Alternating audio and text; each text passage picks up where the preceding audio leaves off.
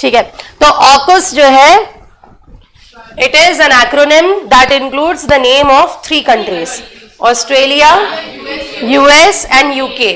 ठीक है, तो इसमें 3 देशों का ट्राइलेटरल, जब 2 देश इन्वॉल्व होते हैं उसको कहते हैं बायलेटरल, कोई भी चीज एक ही देश करता है उसको कहते हैं यूनिलेटरल, जो 3 देश होते हैं तो ट्राइलेटरल, 4 देश हो गए तो क्वाड्रिलेटरल, बहुत सारे देश होते हैं तो मल्टीलेटरल। ठीक है, मल्टीलेटरल स्कीम्स होती हैं, राइट। तो ये जो ऑकस है it is a trilateral agreement, so basically it is a deal that has been signed by 3 countries, Australia, UK, US. कौन मुझे बताएगा 5 आईज के बारे में? Raise your hand and give me the answer, the members of 5 eyes. Yes Manpreet. Yes, so there are 5 countries जिन्होंने एक intelligence sharing pact sign कर रखा है, जिनको कहते हैं 5 eyes, Australia, New Zealand, UK, US and Canada. ठीक है, उसमें से 3 ऑस्ट्रेलिया, यूके एंड यूएस, इन्होंने अलग से एक ट्राइलेटरल अग्रीमेंट कर रखा है। It is a kind of a military pact, but that doesn't involve only the military cooperation, it will have cooperation in several other spheres. इन्होंने agreement sign किया हुआ है recently in September 2021 to enhance Australia's capabilities in the Indo-Pacific region.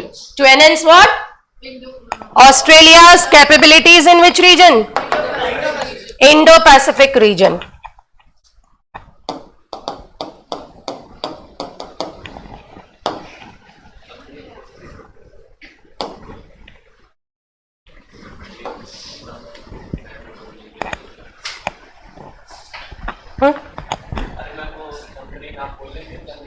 अभी बताऊंगी ना, सब बताऊंगी।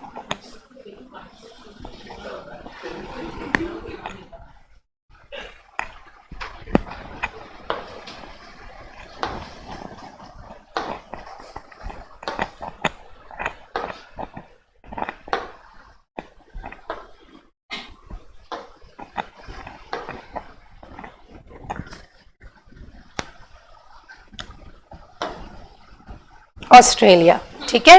सो this region here is called as Indo Pacific reason.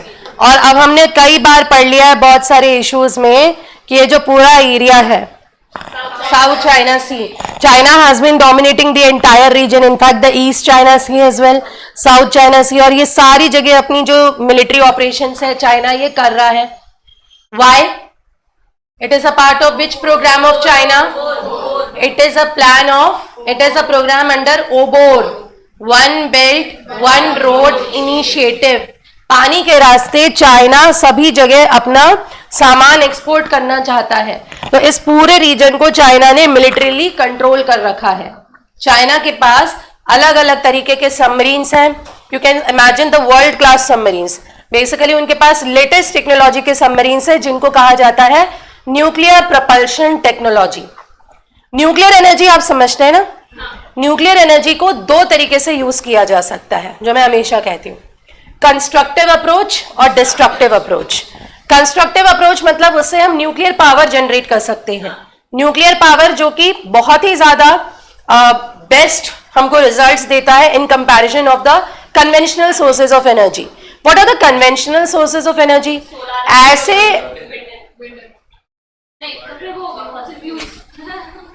Conventional मतलब क्या और नॉन कन्वेंशनल मतलब क्या?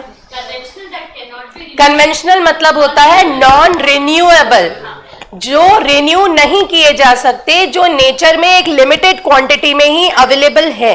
It takes millions of years for that material to be again formed, but they are conventionally used. They have been used since ages. People find it easily available in the nature, so they have been using those sources of energy, जैसे कि कोयला, petroleum products, natural gas, all these come under conventional source of energy, जो हम बहुत ही conventional तरीके से लंबे समय से यूज करते आ रहे हैं, बट इनका स्टॉक हमारे नेचर में बहुत ही लिमिटेड है, तो हमें इन्हें बहुत ही सस्टेनेबल तरीके से यूज करना चाहिए। ऐसा नहीं कि जितना कोयला अवेलेबल है पूरा हम आज ही यूज कर डालें, आने वाली जनरेशंस के लिए कुछ नहीं बचेगा, क्योंकि it takes millions of years for these elements to be formed in nature, right. दूसरी कैटेगरी होती है नॉन कन्वेंशनल या रिन्यूएबल सोर्सेज ऑफ एनर्जी। जो आसानी से रिन्यू किया जा सकता है, बट वो हम कन्वेंशनली यूज नहीं करते हैं, जैसे कि सोलर एनर्जी, जैसे कि wind energy, water energy, these are the renewable sources of energy. ठीक है, अब उसी में एक नया तरीका है nuclear energy. So nuclear energy is also a conventional की non conventional?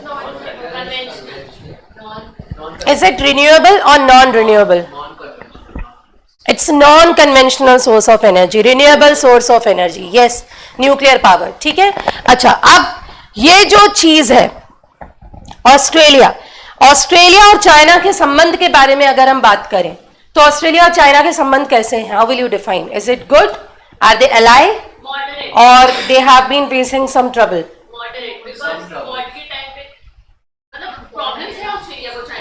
Australia and China are not ally any more. Over the past few years दोनों के रिलेशंस जो हैं वो काफी बिगड़ से गए हैं। ठीक है, स्पेशली आपको याद होगा 2007 में क्वाड का संगठन हुआ था। क्वाड एक अलायंस है, मिलिट्री अलायंस है, जिसका मतलब है क्वाड्रिलेटरल सिक्योरिटी डायलॉग, जिसमें 4 देश आगे आए थे, अमेरिका, जापान, ऑस्ट्रेलिया, इंडिया। इन चारों ने बोला था कि चाइना के बढ़ते डोमिनेंस को कम करने के लिए हमें एक साथ आना पड़ेगा, हम कई तरह की चीजें शेयर करेंगे, will do military exercises as well. तो ऑस्ट्रेलिया ने जैसे ही क्वाड ज्वाइन किया था, चाइना नाराज हो गया था। ऑस्ट्रेलिया चाइना का बहुत बड़ा ट्रेडिंग पार्टनर है, आज के टाइम पे भी Australia is one of the big trading partners of China, but because China has been militarily dominating this entire region, so now Australia के लिए मैंडेटरी हो गया है कि वो अपने नेवी को थोड़ा सा स्ट्रांग बनाए। अब थोड़ी सी कहानी समझ लो। 2016 में फ्रांस के साथ ऑस्ट्रेलिया एक अग्रीमेंट साइन करता है। कब? 2016 में। इस अग्रीमेंट में ऑस्ट्रेलिया बोलता है कि हम एक फ्रांस की कंपनी से 12 सबमरीन्स खरीदेंगे, जो कि न्यूक्लियर पावर सबमरीन्स होंगी। कैसी होंगी? न्यूक्लियर पावर सबमरीन्स होंगी। और ये जो डील होगी, ये होगी $90 बिलियन की डील। Stop biting news. कितनी बड़ी डील होगी? $90 बिलियन की डील होगी। And we are going to purchase how many nuclear power submarines? 12। तो फ्रांस की गवर्नमेंट को फायदा मिलता है इस डील से। They would have earned $90 billion, they would have shared the technology. और जब भी दो देशों के बीच में इंटर गवर्नमेंटल अग्रीमेंट होता है, when the governments are involve, can any country just breach the contract? Is it so simple कि we are decided to work out of the contract? ऐसा होता है? नहीं, क्योंकि कोई भी कंट्री एक तरफा डील नहीं होते, उनके बहुत सारे बायलैटरल नेगोशिएशंस एक साथ चलते हैं। तो ये 2016 की बात है। ठीक है, अब ऑस्ट्रेलिया के पास अभी कौन कौन से सबमरीन्स हैं, या जनरली हम बोलें किस तरह के सबमरीन्स होती हैं, तो I was telling you there are 2 types of submarines which countries generally used. First category जो होती है सबमरीन की, that is called as a conventional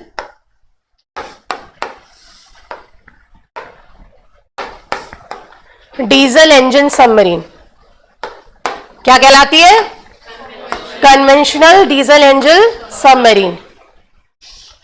इस टाइप की सबमरीन में बैटरीज होती हैं। ठीक है, बैटरीज से होती है और उनका डीजल का इंजन होता है। You need to use the diesel over there, petroleum fuel से चलती है वो, और बैटरीज होती है। Now these batteries have to be charged. Charge करने के लिए ये पानी के अंदर चार्ज नहीं की जा सकती, it has to be on the surface, और वो सरफेस पे आके ही चार्ज की जा सकती हैं दोज बैटरीज, राइट।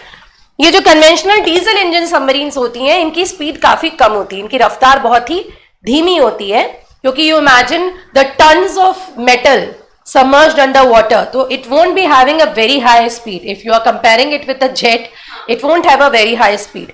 तो बहुत ही धीरे धीरे ये सबमरीन्स आगे प्रोपेल करती हैं। जो प्रोपल्शन होता है इनका बहुत ही धीरे होता है। प्लस कन्वेंशनल सबमरीन्स बहुत लंबे वक्त तक पानी के अंदर सबमर्ज नहीं रह सकती। ठीक है, because the life of the battery is very small. The battery will run only for few hours और only for few days, and then to remain submerged again the battery has to be charged. ये जो सबमर्जन की जो technology है, जो endurance चाहिए submerge रहने के लिए, उसके लिए बहुत पावर खर्चा होता है। ठीक है, तो that battery has to be charged again and again. Are you getting it what I am trying to explain? So जो यूजुअल तरह की जो कन्वेंशनल सबमरीन्स कंट्रीज यूज करती हैं, इनकी जो बैटरीज होती हैं ये ज्यादा पावरफुल नहीं होती, ना ही इन सबमरीन्स की बहुत ज्यादा स्पीड होती है, और ना ही ज्यादा लंबे वक्त तक पानी में सबमर्ज रह सकती हैं। तो they have to be charged in again and again, so they have to come on the surface. समझ गए? दूसरी तरह की जो सबमरीन्स होती हैं, जो फिलहाल इनसे नया वर्जन है, जो इनसे नहीं है, वो कहलाती हैं AIP submarines, that is air independent propulsion submarine. पढ़ा है तो बोल क्यों नहीं रही थी? Air independent propulsion submarine. अब इसमें क्या अंतर होता है? एयर इंडिपेंडेंट प्रपल्शन सबमरीन्स जो है ये भी डीजल इंजन सबमरीन्स है, पर इनमें एडिशनल फ्यूल सेल्स होते हैं, इनमें एडिशनल बैटरीज होती हैं which can remain submerged, which can keep the submarine submerged under water for longer hours. थोड़े लंबे समय तक ये सबमरीन को पानी के अंदर सबमर्ज करके रख सकती हैं if you compare it with the conventional submarines. Plus ये थोड़ी सी फास्टर भी होती हैं, थोड़ी और तेज भी होती हैं। तो समझ में आ रहा है, दो तरह की सबमरीन्स जो यूजुअली यूज की जाती हैं। AIP जो है एयर इंडिपेंडेंट प्रोपल्शन जो टेक्नोलॉजी है, इसमें एडिशनल फ्यूल सेल्स होते हैं, एडिशनल बैटरीज होती हैं, जिसकी वजह से इसकी सबमर्ज रहने की कैपेसिटी जो है वो थोड़ी ज्यादा हो जाती है और थोड़ी सी स्पीड भी इसकी बढ़ जाती है। लेकिन जो एडवांस सबमरीन्स हैं वो कहलाती हैं न्यूक्लियर पावर सबमरीन्स। तो यूनाइटेड स्टेट्स के पास न्यूक्लियर टेक्नोलॉजी पे चलने वाली सबमरीन्स हैं, और यूनाइटेड स्टेट्स की नेवी का एक क्लासिफिकेशन होता है जिसमें वो अलग अलग वेसल्स और सबमरीन्स को क्लासिफाई करते हैं। तो as per the US classification,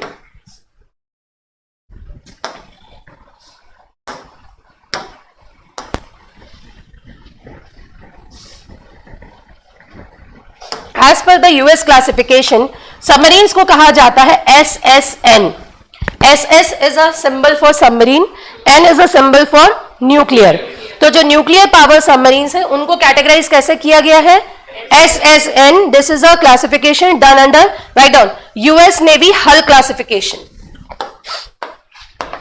it is US navy hull classification system, जहां पे वो सारे सबमरीन्स को और ये जो शिप्स वगैरह होते हैं जो पानी में जो भी यूज होते हैं उनको कैटेगराइज करते, क्लासिफाई करते। It is US navy hull classification system. तो nuclear power submarines are classified as SSN, ठीक है। तो ये जो सबमरीन्स होती हैं ये न्यूक्लियर पावर से चलती हैं, इसमें कोई बैटरी नहीं होती है। तो ये आप समझ लो कि it has a infinite range, बहुत लंबा डिस्टेंस बहुत ही कम समय में ये तय कर सकती हैं। They don't have to come on the surface for charging, they can remain submerged forever. जब तक सबमरीन चाहे तब तक सबमरीन सबमर्ज रह सकती है। It only comes on the surface for getting the supply for the crew members. जो भी उसको चला रहे हैं उनके सप्लाईज खत्म हो जाए तभी इसको सरफेस पे आने की जरूरत है। It can remain under water for ever. It has a very high speed, supersonic speeds होती हैं, ठीक है। And also it has a stealth technology. आपने ये वर्ड सुना होगा stealth. What do you mean by stealth? It can not be detected by radar. बहुत बड़ा अचीवमेंट है ये। मतलब अगर आप रशिया के पानी के पास जा रहा है, for example US ship is approaching the Russian territories, Russian territorial waters, तो यूएस रेडार जो है उसको डिटेक्ट नहीं कर पाएगा आसानी से कि ये सबमरीन एनक्रोच कर रहा है, ठीक है। तो it has a very high modified technology also. Radar में डिटेक्ट नहीं हो पाती है easily unless you have a very high technology to detect the submarine and all. ये जेट्स में भी यूज होता है स्टेल्थ टेक्नोलॉजी, सबमरीन में भी यूज होता है, ठीक है। तो आप समझ गए, ये यूएस के हिसाब से इसको SSN कैटेगरी का स्टेटस दिया हुआ है। इसका सिंबल है SSN, न्यूक्लियर पावर है। एडवांटेजेस क्या है? बहुत तेज चलती हैं, बहुत लंबे समय में बहुत लंबा पैरामीटर ये कवर कर सकती हैं, तो सर्विलियंस बहुत जल्दी हो जाएगा पूरे वाटर का। प्लस सबमर्ज्ड ही रहेंगी पूरे समय, सरफेस पे आने की जरूरत इनको है नहीं। तो आप देखो कन्वेंशनल सबमरीन्स और AIP सबमरीन्स, इनका यूज केवल डिफेंसिव पर्पस के लिए है। They can not be use for the patrolling purpose और for the offensive approach. Offensive मतलब जब किसी पे अटैक करना है। लेकिन न्यूक्लियर पावर सबमरीन्स जो है वो ऑफेंसिव अप्रोच के लिए भी आसानी से यूज की जा सकती है, ना सिर्फ डिफेंस के लिए। अच्छा, एक और तरह की सबमरीन होती है जो कि बैलिस्टिक मिसाइल से भी अपलोड की जा सकती है। यही न्यूक्लियर पावर सबमरीन्स जब इनमें बैलिस्टिक मिसाइल्स जोड़ दिए जाते हैं ये कहलाती हैं SSBN, ballistic nuclear power submarine. Now what do you mean by ballistic missile? Ballistic का मतलब होता है ऐसी मिसाइल जो बहुत हैवी वॉरलोड या पे लोड कैरी कर सके। मिसाइल के अंदर एक स्पेस होता है जिसमें वो बहुत बड़ा वॉर लोड कैरी करते हैं। वॉर लोड का मतलब होता है बम, मतलब बारूद, ठीक है। सो वो उसको कैरी कर सकते हैं and they are called as intercontinental ballistic missiles, मतलब जो एक कॉन्टिनेंट से छोड़ेंगे दूसरे कॉन्टिनेंट की उसकी रेंज होती है, ठीक है। So they are called as intercontinental ballistic missiles also. So there are high range ballistic missiles जिनकी रेंज काफी ज्यादा होती है, not from one continent to other but still high range. Then there is medium range ballistic missile and then there is a very low range ballistic missile as well. One missile which can carry the nuclear material, जो कि nuclear weapon को deploy कर सके, उसको ballistic missile कहते हैं। तो ये सबमरीन्स जो कि न्यूक्लियर वेपन को भी कैरी कर सकती हैं उसको कहते हैं SSBM। पानी के अंदर से सबमरीन से कहीं पर भी न्यूक्लियर मिसाइल छोड़ा जा सकता है, किसी भी कंट्री पे अटैक किया जा सकता है। तो आप समझ रहे हैं कि कितनी इंपॉर्टेंस है सबमरीन की। अब याद करो वो 2016 वाला कॉन्ट्रैक्ट जो फ्रांस के साथ किया था ऑस्ट्रेलिया ने, 12 अटैक मिसाइल्स खरीदने वाला था, वो कॉन्ट्रैक्ट अपनी जगह था। लेकिन अभी सितंबर में ऑस्ट्रेलिया ने इन दोनों देशों के साथ ट्राइलेटरल अग्रीमेंट कर लिया जिसमें यूएस ये कह रहा है we will give you nuclear power submarine. तो अब ऑस्ट्रेलिया क्या कह रहा है, हम न्यूक्लियर पावर सबमरीन किससे खरीदेंगे, यूएस से और यूके से। और ये आउकस अग्रीमेंट के तहत ना केवल हम अपनी नेवल पावर को एनहेंस करेंगे but it will be a cumulative combined efforts of all three countries. We will be sharing intelligence, we will be sharing the military drills, we will be doing multiple military exercises, plus हम अपने सारे scientist का जो knowledge है वो भी सब share करेंगे, क्योंकि हमें इंडो पैसिफिक रीजन में अपने आप को स्ट्रांग बनाना है। किसी भी देश का नाम नहीं लिया कि हम इसके खिलाफ ये कर रहे हैं, लेकिन अंडरस्टूड है तीनों देशों के जो बोलना चाहिए प्रवक्ता हैं, जो स्पोक्स पर्सन है, उन्होंने क्या बोला है कि किसको ये पर्टिकुलरली टारगेट कर रहे हैं, चाइना को। तो ऑस्ट्रेलिया जो है वो इंडो पैसिफिक रीजन में अपनी नेवल कैपेबिलिटीज को बढ़ाने के लिए उन्होंने अचानक से ये अग्रीमेंट साइन कर लिया। अब जैसे ही ये अग्रीमेंट साइन होता है, फ्रांस ने अमेरिका से, ऑस्ट्रेलिया से और यूके से अपने एम्बेसडर्स को वापस बुला लिया। और फ्रांस के जो स्पोक्स पर्सन है डिफेंस मिनिस्ट्री के, उन्होंने बोला कि हमको ऑस्ट्रेलिया ने पीठ पे खंजर घोपा है, स्टैब इन द बैक, ये स्टेटमेंट था। आपने 16 में हमसे डील की $90 बिलियन की कि आप हमसे 12 सबमरीन्स खरीदेंगे, और अचानक से आप सितंबर 21 में इन देशों के साथ डील कर रहे हैं कि आप न्यूक्लियर पावर सबमरीन इनसे खरीदेंगे without officially approaching us, without officially cancelling the contract और negotiating the deals of the contract. You can not do this.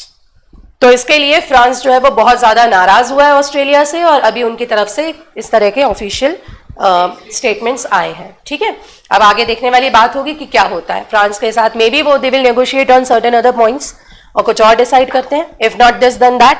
लेकिन फ्रांस के साथ ऐसा करना सही नहीं है, क्योंकि France is also one of the permanent member of UNSC, और आप इंटरनेशनल प्लेटफॉर्म पे एक कंट्री को अंडरमाइन कर, मतलब you are directly undermining the authority of the France.